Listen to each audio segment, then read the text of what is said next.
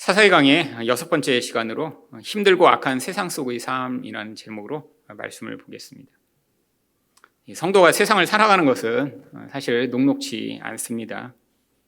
이 세상이 정말 성도의 삶에 도움을 주고 또 쉽게 이렇게 살아갈 수 있게 만드는 것이 아니라 삶의 구비부마다 정말 이 세상을 사는 것이 힘들다라고 느낄 때가 훨씬 많죠. 아니, 하나님을 믿는데 하나님도 이 세상을 살아가는데 더 많은 도움을 주시고 우리를 쉽게 만들어 주시지 않는 것 같은 때가 많이 있습니다. 근데 세상이 단순히 힘들기만 한 것이 아니라 세상은 또 얼마나 악한가요?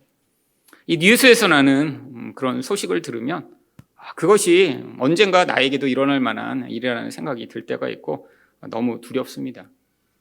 사실 아무 이유 없이 사람들을 폭행하고 또 보이스피싱으로 돈을 뺏어가고 기회만 되면 사기치고 거짓말을 하는 이 무서운 세상이요.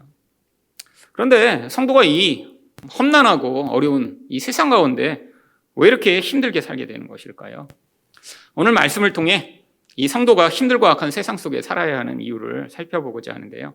첫 번째로 순종을 시험받기 위해서입니다. 1절과 2절 말씀입니다. 여호와께서 가나안 전쟁을 알지 못한 이스라엘을 시험하려 하시며 이스라엘 자손의 세대 중에 아직 전쟁을 알지 못하는 자에게 그것을 가르쳐 알게 하려 하사 남겨두신 열국은.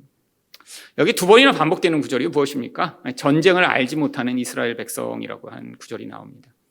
지금 사사기 초반까지만 해도 이제 이 가나안 땅에 들어오면서 여호수아와 갈렙과 같은 그런 아주 용맹한 믿음의 사람들이 영적 전쟁을 치루었죠.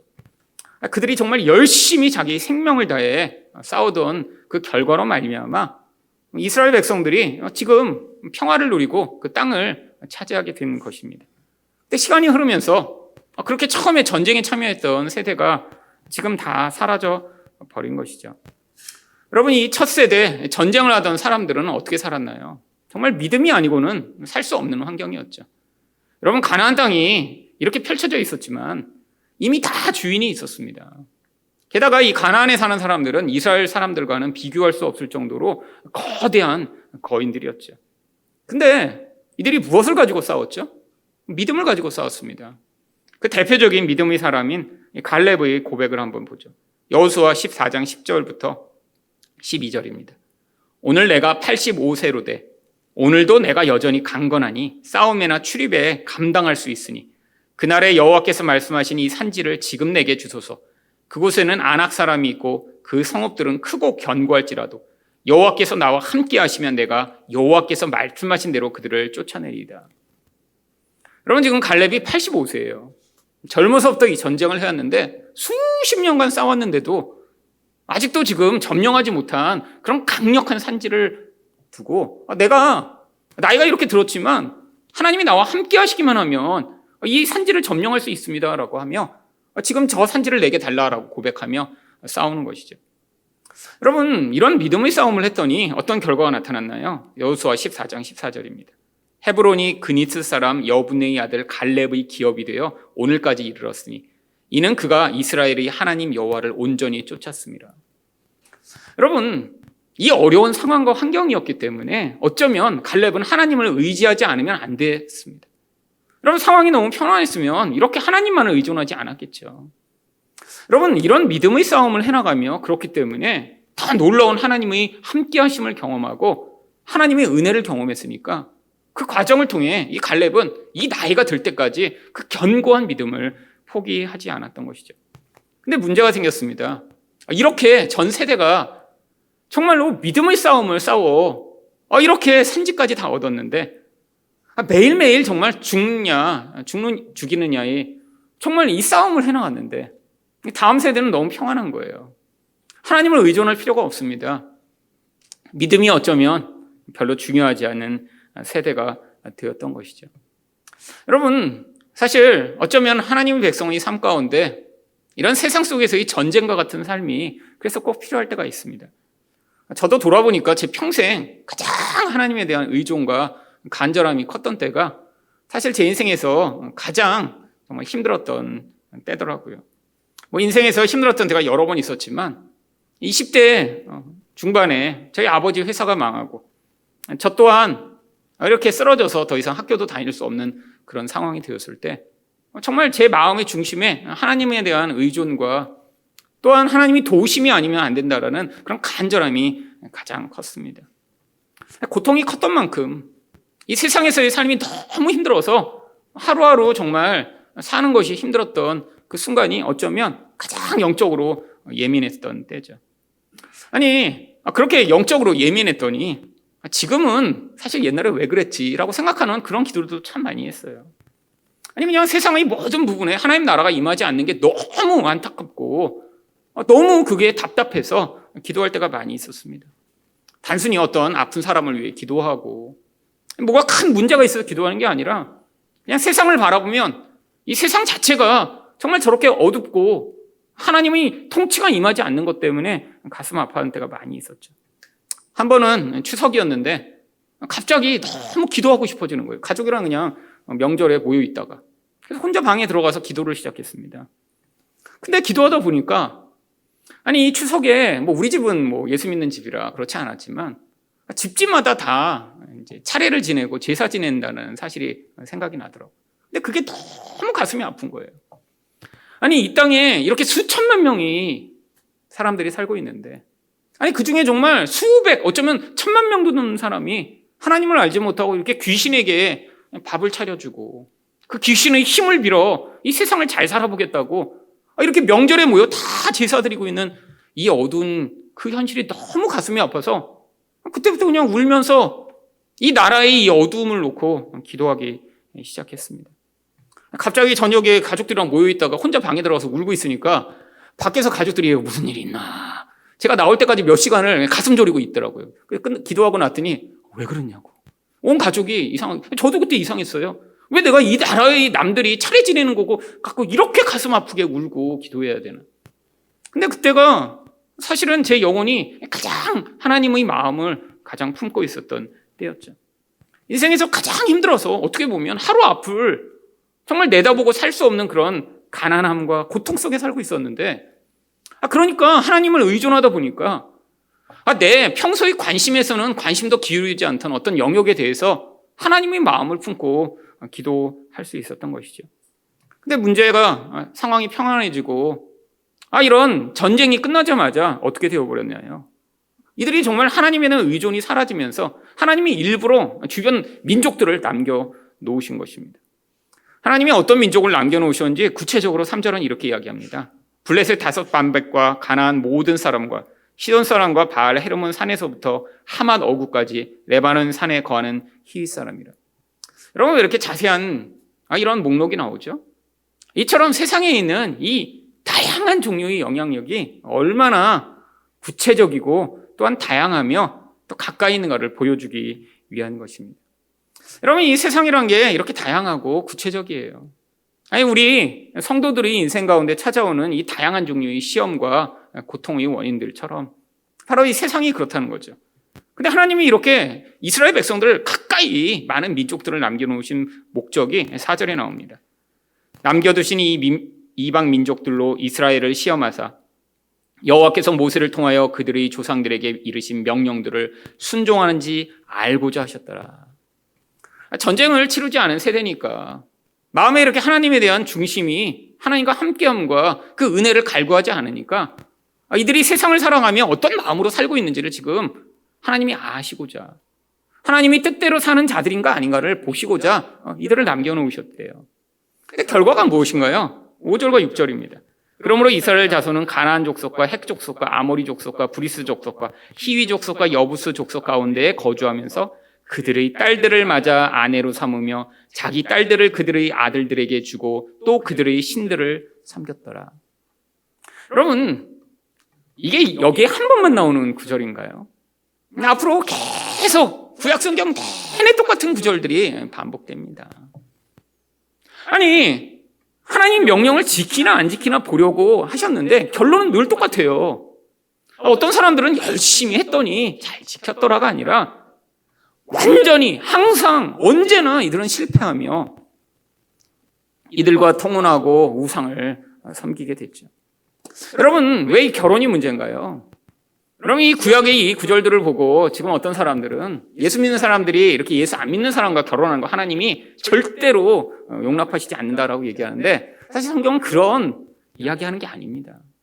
사실 그렇게 되면 저희 집도 있으면 안 돼요. 저희 어머니 예수 믿으시는데 저희 아버지 안 믿으시는데 결혼해서 그래서 제가 나왔거든요. 그러면 그렇게 잘못된 하나님의 뜻을 어기고 결혼했는데 그럼 저는 존재하지 말았어야 될 인간이죠. 여러분, 성경이 그런 얘기하는 거 아닙니다. 여러분, 결혼이라는 건 문화적이고 삶의 모든 가치가 연합되는 과정이에요. 여러분, 같은 공간에서 어떤 두 사람이 살아가는데 결국에는 어떤 영향력이 더 강하게 영향을 미치나요? 이 세상의 영향력이 강하게 영향을 미치게 되어 있습니다. 결혼이라는 건 결국 이 세속화된 과정을 이야기하는 거예요.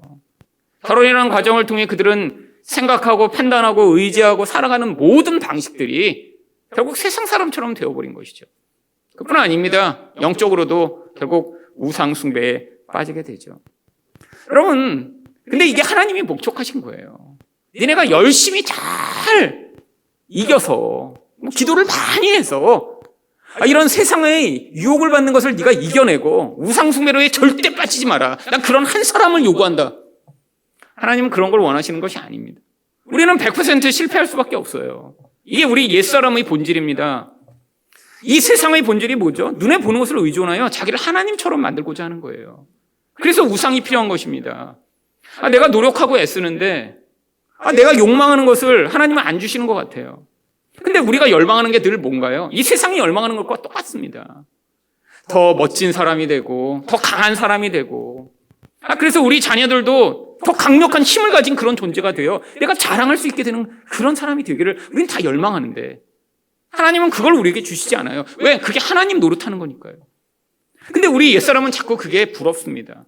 그러니까 자꾸 세상의 방식을 받아들이고 싶은 거예요. 누가 이게 좋다고 하면 거기에 따라가고 그 방식으로 말미암아 나나 내 자식이 더 거대한 사람이 돼서 세상에서 하나님 의존하지 않아도 될 만한 그런 견고한 자리에 서기를 열망하는 우리의 이 마음. 우리 옛사람은 이 마음을 스스로 버릴 수 없습니다. 이게 모두 다 가지고 있는 거예요. 하나님이 이거를 폭로시키고자 하는 거죠. 이스라엘 백성이 내내 폭로당한 것입니다. 그러니까 인간은 이 옛사람의 본질을 가지고 이 세상을 살아가면 어떻게 되나요? 우상 숭배를 하다 멸망을 당할 수밖에 없는 존재인 거예요. 이게 우리의 현실입니다. 여러분, 우리 안에서도 끊임없이 유혹을 받죠. 그런 많은 사람들이 이렇게 우리가 열심을 부려서 이런 유혹을 이겨내라라고 이야기하는 건 이건 지금 구원이 무엇인가 전혀 모르는 이야기예요. 여러분, 구원이 무엇이죠? 그냥 예수 믿고 천국 가는 건가요? 아닙니다. 여러분, 옛날 사람들은 예수 천당이라고 그래서 예수 믿고 천당 가는 게 그게 전부라고 여겼지만 성경이 이야기하는 구원은 우리 안에 있는 이 하나님을 믿지 못하는 이 본질적 옛사람이 죽임을 당하고 우리 안에서 성령으로 말미암아 새로 태어난 새 사람이 거룩한 존재가 되어 예수님과 같은 모습으로 하나님 나라에 가게 되는 것이죠. 여러분, 이 과정 가운데 반드시 필요한 게 우리 이 옛사람이 얼마나 세상을 사랑하고 의지하며 우상 숭배를 좋아하는가 폭로당하는 것입니다. 여러분, 우리 옛사람이 자꾸 이끄는 대로 세상과 짝하고 세상이 이끄는 대로 끌려가며 그 우상 숭배에 계속해서 빠져 있으면 어떻게 되나요? 결국 고통이라는 대가를 치르게 되죠. 여러분, 하나님은 그 과정을 우리가 직접 경험하기를 원하세요. 아니, 세상이 제공하는 게 너무 좋아 보였는데 내가 욕망에 따라 그것들을 붙들었는데 그게 행복을 가져오는 게 아니라 얼마나 큰 갈등과 고통과 파괴를 가져오는지 우리 인생을 통해 경험하여 그 과정을 통해 우리 옛사람이 점점 힘이 약해지기를 기대하고 계신 것이죠. 여러분, 세상은 우리에게 끊임없이 유혹합니다. 이렇게 그럼 네가 원하는 이걸 줄 거야. 여러분, 하나님 백성도 자꾸 넘어져요. 여러분, 그거를 잘 내가 이겨냈다고 해서 승리자가 되는 게 아닙니다. 하나님은 우리가 약한 부분에서 넘어져서 거기서 고백하기를 원하세요. 뭘요? 하나님, 저는 우상 숭배자입니다. 하나님, 저는 세상이 너무 좋습니다. 근데 그 자리에서 뭘 깨닫도록요? 그래서 하나님, 저는 절대로 하나님만을 의존하는 일을 할 수 없습니다. 은혜를 주셔서 저를 구원하여 주세요. 여러분, 세상 속에서 이 힘든 과정을 지나며 이 고백을 하시며 여러분, 하나님의 은혜를 받으시는 여러분 되시기를 축원드립니다. 두 번째로 성도가 힘들고 악한 세상 속에 살게 되는 이유는 무엇일까요? 하나님만이 악으로부터 구원하심을 경험하기 위해서입니다. 7절 말씀입니다. 이스라엘 자손이 여호와의 목전에 악을 행하여 자기들의 하나님 여호와를 잊어버리고 바알들과 아세라들을 섬긴지라. 여러분, 이 우상 숭배는 악한 거죠. 여러분, 그런데 하나님의 백성들에게만 하나님이 이 악에 대해서 개입하시기 시작해요. 세상 사람들이 바알을 섬기고 아세라를 섬기는 거 그거 아무 관계 없어요. 그들은 그럴 수밖에 없는 존재입니다. 여러분, 인간이라는 존재는 우상 숭배를 안 하고는 살 수 없는 존재예요. 뭔가 내 욕망을 이루어줄 어떤 대상을 놓고 그것들을 의지하고 하나님의 자리를 대신해서 그 대상들을 붙드는 게 인간의 본질입니다. 여러분, 그래서 칼빈은 이 인간의 마음을 우상 숭배의 공장이라고 얘기를 했어요. 공장처럼 계속 우상을 만들어낸다는 거예요. 사람들이 계속 자기 욕망을 만족시켜줘요. 여러분, 그러니까 하나님이 어떤 일을 행하시죠? 8절입니다. 여호와께서 이스라엘에게 진노하사 그들을 메소포타미아의 왕 구산 리사다임의 손에 파셨으므로 이스라엘 자손이 구산 리사다임을 8년 동안 섬겼다니. 여러분, 이게 세상에 노예된 하나님의 백성들의 고통의 모습이죠. 근데 이 특별히 구산 리사다임이라고 하는 이 이름은 두 배로 더 악한 놈이라는 뜻을 가지고 있습니다. 단순히 힘든 게 아니에요. 악한 놈인데 두 배로 더 악해요. 여러분, 이게 세상을 의존하고 우상을 사랑하는 자들이 경험하는 거죠. 뭔가 내 고통에서 벗어나 자유를 얻고자 했는데 두 배로 더 악한 놈이 달라붙어서 너무너무 고통하게 만드는 거예요. 그게 하루 이틀도 아니고 8년입니다. 여러분, 성도라면 이때 반드시 하게 되는 반응이 있죠. 어떤 반응인가요? 9절입니다. 이스라엘 자손이 여호와께 부르짖음에. 여러분, 하나님이 이걸 원하시는 거예요. 여러분, 언제 하나님께 부르짖나요? 바로 하나님 외에는 구원이 없다는 걸 깨닫는 순간이요. 그래서 인생 가운데 이렇게 자꾸 고통이 반복되는 거예요. 어떤 때는 이렇게 두 배로 더 악한 놈이 아니라 세 배로 더 악한 놈, 다섯 배로 더 악한 놈이 달라붙어서 나만 괴롭히는 것 같은 그런 과정을 지나가게 되는데, 하나님 백성이라면 이때 어떻게 되나요? 여호와께 부르짖습니다. 근데 하나님이 그러면 무슨 일을 행하세요? 여호와께서 그들을 위하여 한 구원자를 세워 구원하게 하시니 그는 곧 갈렙의 아우 그나스의 아들 온니엘이라. 여러분, 이 온니엘 앞에서 나왔던 인물입니다. 근데 이 온니엘이라는 뜻이 무엇이냐면 여호와는 강하시다, 이런 뜻이에요. 하나님만이 이 두 배로 더 악한 놈이나 아니 10배로 더 악한 놈이 달라붙어서 괴롭히더라도 그 강한 힘으로 우리를 구원하실 수 있는 유일한 분이 되심을 보여주고자 온니엘을 세우신 것이죠. 그래서 10절에서 어떻게 구원하나요? 여호와의 신이 그에게 임하였으므로 그가 이스라엘을 사사가 되어 나가서 싸울 때 여호와께서 메소포타미아의 왕 구산 리사다임을 그의 손에 붙이심에 온니엘의 손이 구산 리사다임을 이기니라. 여러분, 이 온니엘 자신이 강해서가 아니에요. 여러분, 이 메소포타미아라고 하는 엄청나게 강력한 나라의 그런 왕이었는데, 근데 하나님이 함께 하셨더니 결국 구원이 임한 것이죠. 여러분, 결국 이 구원이 얼마 동안 계속되나요? 11절입니다. 그 땅이 태평한 지 40년에 그나스의 아들 온니엘이 죽었더라. 결국 하나님의 손으로 40년 동안의 평화가 주어집니다. 근데 문제가 이렇게 늘 구원자가 임했다 사사기에는 이 구원자가 죽고 나면 어떻게 되나요? 이스라엘 백성이 다시 우상 숭배에 빠져듭니다. 이게 인간의 본질이에요. 여러분, 우리 안에 뭐 한 가지 우상만 있나요? 하나님 말고 우리는 너무나 많은 우상을 섬기고 있죠. 근데 언제 그걸 깨닫나요? 결국 이런 고통하는 자리에 서서, 아니 두 배로 더 악한 놈이 달라붙어 우리를 고통하게 만들 때 그때 이런 영적 깨달음을 얻게 되죠. 여러분, 제가 지난주까지 이렇게 아파서 사실 병원에 있었습니다. 근데 이 병원에 제가 이렇게 있으면서 이 구산 리사다임 생각이 엄청나게 많이 났어요. 왜냐하면 이 구산 리사다임 설교 준비하다가 응급실에 갔다가 이제 병원에 입원한 거였거든요. 근데 여태까지 제가 그렇게 오래 아파본 적이 없는데 이게 열이 40도가 넘게, 그러니까 딱 15일 만에 떨어졌거든요. 근데 이제 그 전에는 한 주 동안은 그래도 밤에는 열이 나다가 낮에는 열이 떨어지고 그래서 그냥 살만했어요. 그냥 밤에 그렇게 아프지만 견디다가 낮에 떨어지니까 좀 괜찮았는데, 이제 지난주 주일까지도, 지지난주죠. 지난주 주일날 설교까지 하고 그리고 집에 갔는데 막 열이 오르기 시작했는데, 뭐 해열제를 뭐 여러 종류를 막 2시간마다 먹었는데도 이제 안 듣기 시작하다가 결국 이제 응급실에 간 것입니다. 이제 병원에 이제 가서 누워 있는데 그때부터 이제 열이 안 떨어지고 막 40도 넘게 계속 되니까 사람이 정말 죽을 것 같더라고요.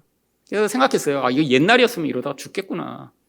병원에서 이 링거로 뭐 해열제, 뭐 항생제를 계속 투여하는데 그때는 아직 무슨 병균인지를 모르니까 그냥 일반적인 항생제를 넣으니까 이게 열이 안 떨어지는 거예요. 4일 동안 한 잠도 잠을 못 잤습니다. 열이 높으니까 잠이 안 와요. 그냥 사람이 계속 흥분 상태에 있고 밤새도록 몸이 뜨거워갖고 막 하는데, 그래서 간호사를 계속 불러서 너무 아프다고 그러면 이거 항생제 이거 기다려 보시라고, 이거 한 2시간쯤 지나면 괜찮아질 거라고. 안 떨어져요, 열이. 그러니까 이제 계속 몸에서 막 피만 계속 뽑아냅니다, 검사한다고. 나중에 피 뽑아서 안 되니까 이제 척수에도 바늘 넣어갖고 척수에까지 뽑았어요. 혹시 뇌수명염일지도 모른다고. 다행히 4일 만에 무슨 균 때문인지는 알아서, 그래서 그 항생제를 먹었더니 열이 떨어져서 이제 제가 퇴원을 했습니다. 근데 여러분 잠도 못 자죠. 막 몸이 40도 넘는데 막 불덩이처럼 뜨거운데 잠을 못 자죠. 그러니까 정말 제가 할 수 있는 게 기도밖에 없더라고요. 하나님 살려주세요. 죽는 줄 알았어요, 정말. 그러니까 이 원인을 알지 못하는 그 열 때문에 이러다가 죽을 수도 있겠다는 그 공포가 있으니까 밤새도록 기도했어요. 근데 단순히 제가 아픈 것만이 힘든 게 아니라 이 다른 사람들이랑 같이 병실이 있는 게 그것도 쉽지 않은 일이더라고요. 그 병실에 제가 제일 젊은 사람이었어요, 솔직히. 옆에 계신 분들 다 나이 드신 분들이죠. 기본 평균 연령 80. 바로 옆자리에서 카텐 하나 두고 있는 할아버지는 한 80, 한 5세쯤 되셨어요, 보니까. 딸이 50대 후반인데 이제 병수발 두느라고 옆에 계셨는데, 이분은 폐렴 때문에 오셨거든요. 그러니까 산소 호흡기를 끼고 있는데 숨이 그래서 갑자기 멈추고 돌아가셨나? 옆에 카텐 바로 두고 뭐 한 몇십 센치 떨어졌는데 밤새 그러시는 거예요. 그러니까 막 이 걱정, 옆에서 돌아가시면 어떡하지? 그러면 이 딸이 또 자기 아버지 돌아가실까봐 막 계속 이 등을 쳐요. 뻥뻥뻥뻥 30분씩 그러고 치고 있는 거예요. 그러니까 못 견디겠는 거예요. 여기 돌아가실까봐 걱정. 숨을 옆에는 그러지. 그래도 그분이 나은 편이었어요. 그 옆에 있는 부분은 그분은 한 80 몇 세 되신 것 같아요. 근데 치매예요, 또. 그래갖고 몸에 뭐 링결뿐 아니라 소변줄까지 다 끼고 있는데 자기가 어디 있는지를 지금 모르시는 거예요. 그러니까 어떡하냐면 계속 빼고 나가려고 그래요. 여기 어디야? 왜 날 잡아놨어? 그래도 한 20대 착한 손자가 붙여서, 그러면 할아버지, 여기 병원이잖아. 좀 있어요. 아프니까 그렇게 계속 옆에 있어요. 착한 손자더라고요. 돈을 많이 받았나? 하여튼 20대 청년이 계속 그러고 할아버지랑 붙어서 계속 응답을 해줘. 할아버지 뭐 이러면서 계속. 새벽 1시, 2시, 3시 여기 어디야? 병원이야, 할아버지. 계속 그러고 있고. 그러니까 이 할아버지는 묶어놨어요, 침대에다가. 자꾸 이거 빼려고 그러니까. 그러니까 그냥 하자 침대 흔들고 계시고. 그래도 그분보다 더 심한 분이 옆에 계시더라고요. 이분은 요양병원에서 바로 오셨어요. 말도 못하고 의식만 있는데 그냥 식물인가처럼 그냥 계세요. 그러니까 똥오줌을 다 받아내야 돼요. 그런 분들이랑 이제 같이 있으니까 제가 마음이 한편으로는 내가 저 정도는 아니라 낫다. 그래도 저 정도는 아니라. 그렇잖아요. 저는 열만 나는 거였거든요. 그때 당시만 해도. 그래서 열만 나니까 근데 인생이라는 게 그분들을 보니까 이게 앞으로 저도 저렇게 될 확률이 높잖아요. 그렇지. 이제 50인데 가서 그러고 있는데 이게 앞으로 60대고 70대면 저도 폐렴에 걸릴 수도 있고 치매에 걸릴 수도 있고 그러면 저렇게 되는 건가? 두려움이 막 몰려오는 거예요. 인생이라는 게 근데 그렇더라고요. 그러면 거기에 뭐 나쁜 사람만 병원에 그렇게 가나요? 아니 뭐 이상한 병균에 어떻게 저만 걸렸죠? 뭐 알 수 없이 그냥 걸리는 거예요. 세상에서 그냥 도대체 어디서 걸렸는지 몰라요. 그런 병균이 있는지도 몰랐는데 왜 이상한 게 들어와서 그렇게 됐고, 그냥 어떤 분은 또 우연히 폐렴에 걸리고 어떤 분은 치매에 걸리고, 인생이라는 게 갈수록 더 힘들어지는 것 같아요. 근데 제가 거기서 그렇게 고통하면서 하나님 도대체 왜 이렇게 힘들죠? 왜 이렇게 고통하죠? 하나님 저를 좀 구원해 주세요 기도하는데 병원에 있는 동안 답을 못 찾았어요. 그래서 이제 병원을 나왔습니다. 다행히 열이 떨어지니까 이제 살 것 같더라고요. 그래서 살았다 정말. 그리고 이제 병원을 나왔어요. 근데 이제 그러고 나서 이제 지난주 주일이 된 거예요. 근데 뭔가 되게 찜찜하잖아요. 그렇게 심하게 2주를 아팠는데 근데 왜 그런지 알지 못하고 근데 마침 제가 퇴원을 해갖고 저희 집 앞에 이제 큰 교회가 하나 있습니다. 6층짜리. 그래서 저희 집 창문을 완전히 막고 있어요. 그냥 그 교회 간판이 은혜 교회 이렇게 이제 막고 있는데 그것만 없어도 이제 좀 이렇게 괜찮을 텐데 그냥 집 앞에 바로 있어갖고 그래서 교회랑 그냥 마주하고 살고 있어요. 교회랑. 근데 그 교회가 맨날 왔다 갔다 하면서 보는데 제가 퇴원하고 나서 이렇게 우연히 지나가는데 현관문에 조그만 종이 하나가 붙어 있는 거예요. 원래 그 교회에서 뭐 하고 그러면 큰 프랭카드 붙이고 그러더니 근데 거기 이렇게 우연히 조그만 종인데 이렇게 쑥 보는데 아는 이름이 붙여 있었어요.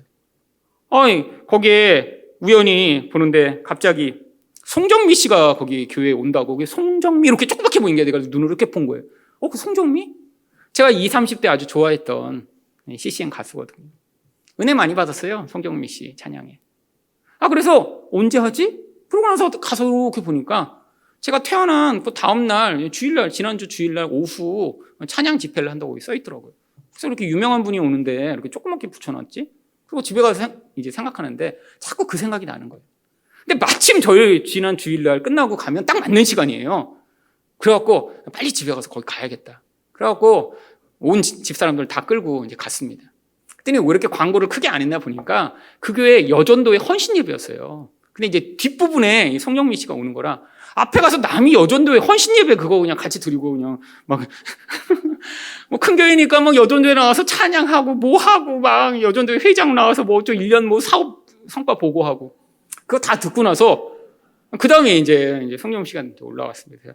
처음에는 잘못 온 줄 알았어요. 송영 씨 혹시 안 오는 거 아니야? 보니까 이제 2부에 오신대요. 그래서 다행이다. 송영 씨 나오셨어요.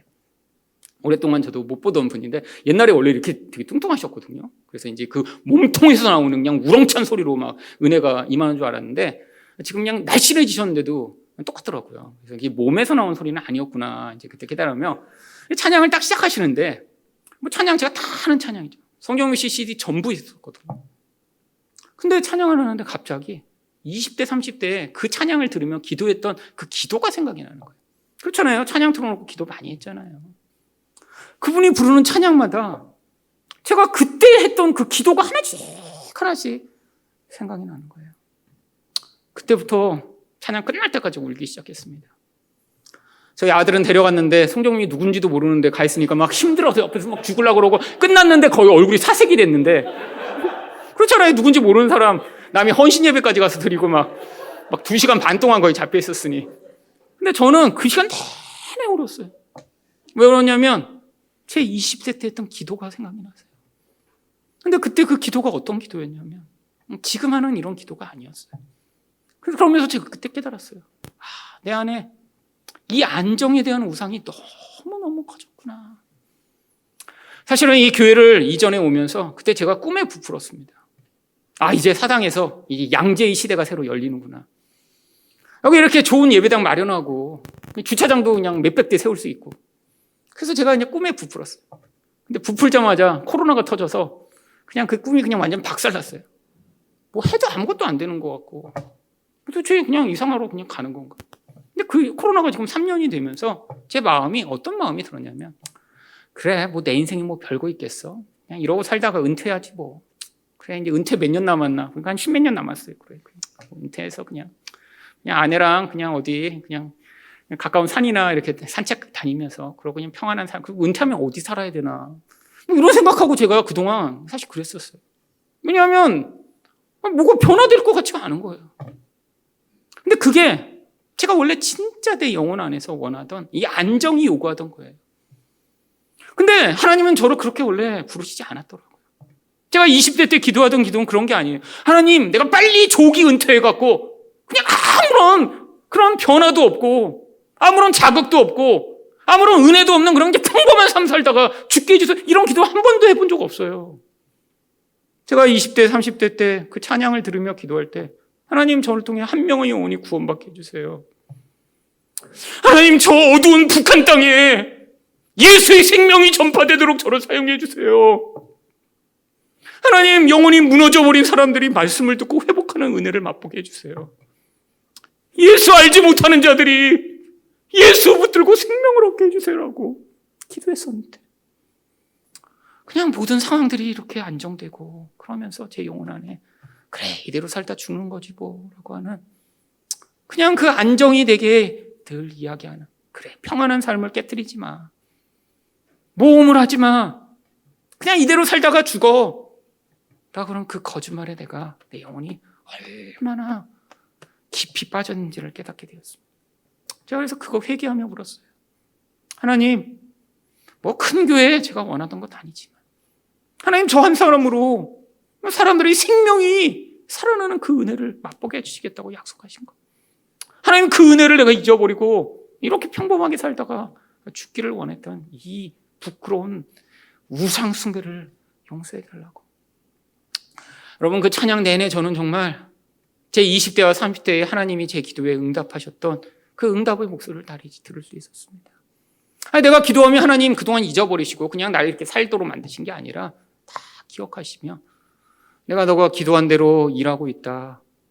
네가 우상 숭배에 빠져 있지 않고 그것들을 회개하며 벗어나면 내가 너를 통해 어떤 일을 할지 보게 될 것이다 라고 말씀하시는 음성을 들으며, 사실은 지난 그 주일이 저한테는 정말 영적 회복의 시간이었습니다. 사실 병원에서 아프고 고통한 그 과정을 통해 제 영혼에 그렇게 깊이 달라붙어 있던 이 무서운 안정이 그 과정에서 드러나고 그 은혜를 누리게 된 것이죠. 여러분, 우리의 영혼은 이렇게 깊이, 어쩌면 고난을 겪지 않으면 깨닫지 못하는 어두움과 우상 숭배에 매여 있는지 모릅니다. 여러분, 하나님은 여러분에게 어떤 꿈과 어떤 은혜를 허락하셨나요? 혹시 그것들을 다 잊어버리고 지금 그냥 여러분의 우상이 이야기한 대로, 그래, 이 세상을 행복하게 그냥 즐기며 살아. 그냥 여기서 방해받지 않고 그냥 네가 원하는 인생을 살아라고 이야기하는 그 거짓말에 여러분 속고 살아가고 있는 것은 아닌가요? 여러분, 하나님의 은혜로 말미암아 우상 숭배를 회개하며 그 우상에서 벗어난 자가 누리는 영적 은혜와 만족을 누리시는 여러분 되시기를 예수 그리스도의 이름으로 축원드립니다.